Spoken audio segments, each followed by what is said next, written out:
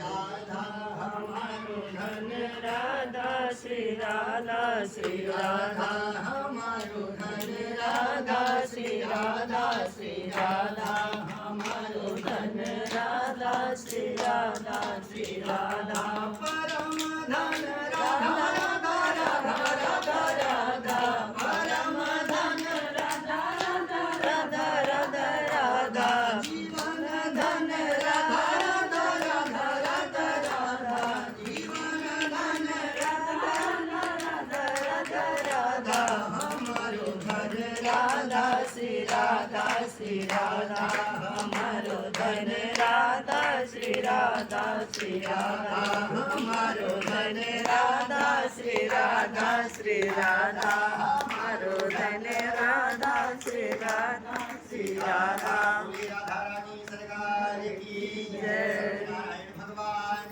की जय। सुतौवाच अथान्य संप्रक्षाम्य प्रथम सत्तमा पुराचुल्लकाम खो नाम निखसीन महिपति।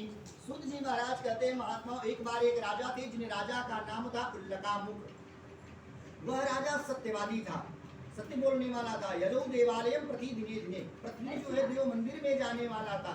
जो उसकी पत्नी थी वह पतिव्रता थी। एक बार राजा उल्लकामुख भद्रशिला नदी के किनारे, भद्रशिला गंगा जी का नाम है, गंगा जी के किनारे सत्यनारायण भगवान की कथा सुन रहा था।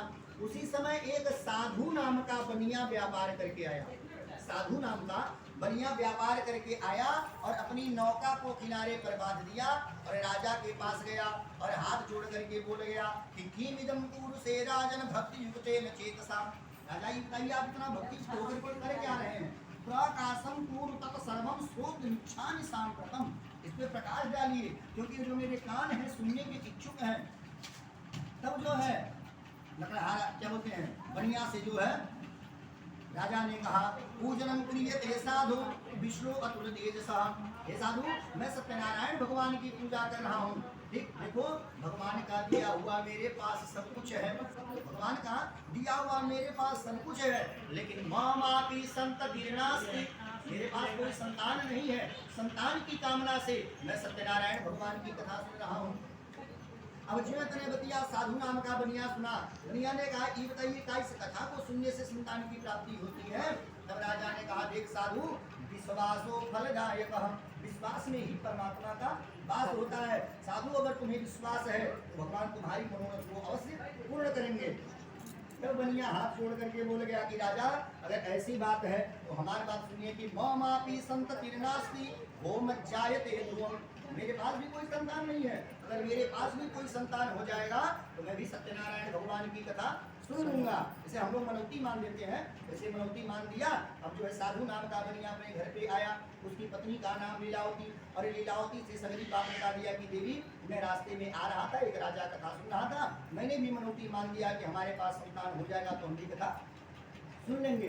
लीलावती ने कहा हे स्वामी सुनिए सगरी सामग्री तो घर पे पड़ा हुआ है तो अब विलंब के ही कारण कीजिए। विलंब काहे कर रहे हैं? शीघ्राति शीघ्र कथा सुन लीजिए। बनिया ने कहा देखिए देख लो मानो कि अगर हम कथा सुन ले रहे हैं, ठीक है, कथा सुन ले और ठाकुर जी भूल जाए हमको संतानें न दे तो पता चले घर का मसूरी बयान ना होगा। 1000 2000 बाबा ले जाएंगे, 2-4 हजार का प्रसादी लगेगा और में जो भी खर्चा हो अलग चीज है। एक काम करो पहले संतान हो जाए तब कथा सुन लिया जाएगा। अब ठाकुर जी की कृपा से उसकी जो पत्नी थी लीलावती वह रजो धर्म को प्राप्त हुई। देखिए माताएं जो है महीने में 3 दिन रजो धर्म को प्राप्त होती हैं। 3 दिन में 3 रूप लेती हैं। पहले दिन चांडाली, दूसरे दिन ब्रह्मघातिनी, तीसरे दिन धोबिन, चौथे दिन जाके शुद्ध होते हैं। लेकिन पूजा पाठ के लिए 7 दिन के पहले नहीं। जब रजु धर्म को प्राप्त हुई तो इसे गर्भ स्थिर हुआ और जब गर्भ स्थिर हुआ तो 10वें मासी वही तस्या कन्या मजायतः। 10वें महीना पे बनिया के घर पे एक बड़ी सुंदर कन्या ने जन्म लिया, एक दिव्य कन्या ने जन्म लिया।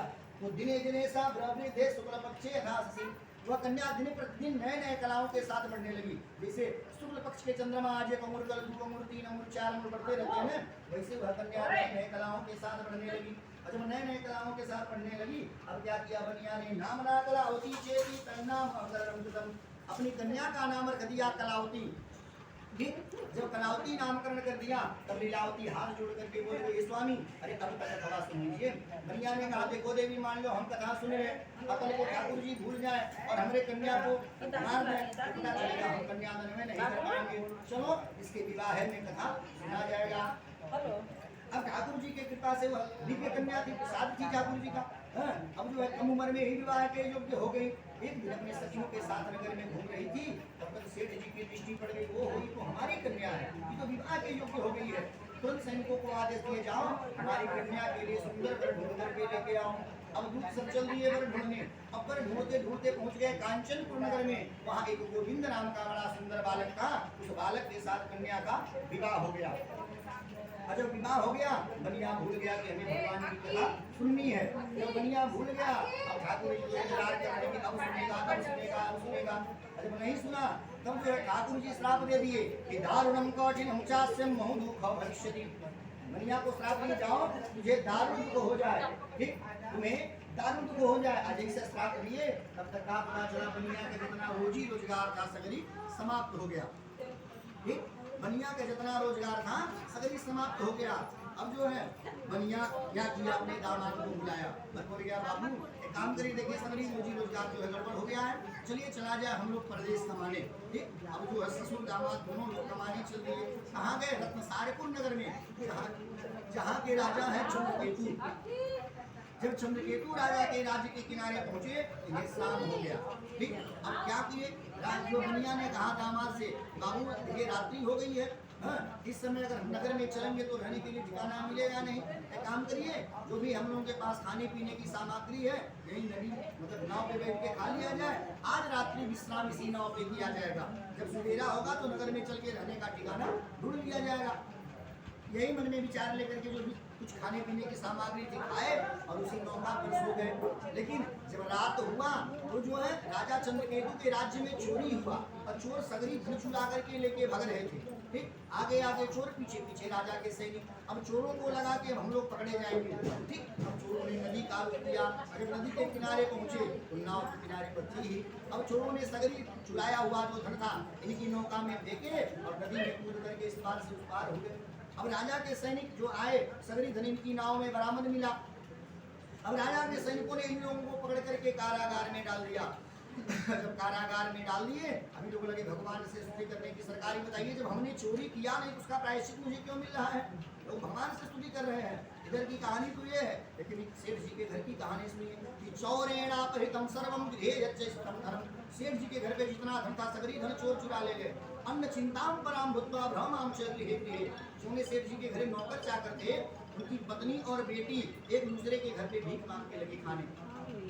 एक दिन जो है कन्या जो कलावती थी वह जो है गई भोजन के तलाश में उधर भटक रही थी और भटकते भटकते पहुंच गई एक मंदिर पे। जहाँ मंदिर पे पहुंची वहाँ भगवान की कथा हो रही थी। जब कथा सुनी और कथा सुन करके प्रसाद लेकर के जब घर पे आई, घर पे आते आते इसे रात्रि हो गया। जब रात्रि हुआ दरवाजे पर पहुंची, दरवाजा खटखटाई, अंदर से लीलावती ने पूछा कौन? कलावती ने कहा मां मैं। अब तो लीलावती गुस्से में आ गई और गुस्से में आकर के दरवाजा खोली और बोल गई कि पुत्री रात्रौ स्थिता पुत्र किमते मनसि वर्तते। हे बेटी बताओ तुम रात में कहाँ थी? किमते मनसि वर्तते, क्या तेरे मन में कोई पाप तो नहीं है जो इतनी रात को आ रही हो? देखिए गरीबी इंसान से कुछ भी करवा सकता है। लीलावती को लगा कहीं मेरी बेटी गलत रास्ते से नहीं आ रही है। अब जो है जो इतने बातियाँ बोली कीमतें मनस्य वर्तते, क्या तेरे मन में कोई पाप तो नहीं है? अब तुरंत कलावती लगी रोने और मृत्यु हुई है। हाँ चल मैं प्रसाद का प्रसाद दिखा दी माई, देखो मैं कथा सुन करके प्रसाद लेकर के आ रही हूँ। अब जो कथा के नाम सुनी तब तक लीलावती को याद आया, बेटी अरे जब तुम पैदा नहीं हुई थी उसके पहले का मूर्ति है, कहीं ऐसा तो नहीं उसी के कारण हम लोगों को इतना कष्ट उठाना पड़ रहा है। तो जैसे इधर लीलावती को याद आया हमें कथा सुनना है, उधर उसी रात्रि में भगवान राजा चंद्रकेतु को सपना दिखाया कि हे राजा तुम्हारे जेल में जो दोनों बंदी है इन दोनों बंदियों को छोड़ दो। ठीक, दोनों बंदियों को छोड़ दो, जितना धन लिए हो उसका दूना धन दे दो, नहीं तो तुम्हारे राज्य और पुत्र का मैं नाश कर दूंगा। अब ज्यों राजा इस स्वप्न को देखा तुरंत हड़बड़ा करके राजा उठ गया। ठीक, रातों रात सभा लग गई। अब जो है राजा ने अपनी बात सभा में रखा। सभासदों ने कहा सरकार स्वप्न तो सत्य प्रतीत हो रहा है। अपने सभासदों के कहने पर राजा ने क्या किया, इन दोनों बंदियों को छोड़ दिया। छोड़ने के बाद इनका छौर कर न्यानी दाढ़ी बाल बनवाए, इन्हें नया वस्त्र भेंट किए और जितना धन लिया था राजा उसका दूना धन लेकर के विदा कर दिया। बोलिए वृंदावन बिहारी लाल की जय, बोलिए सत्यनारायण भगवान की जय।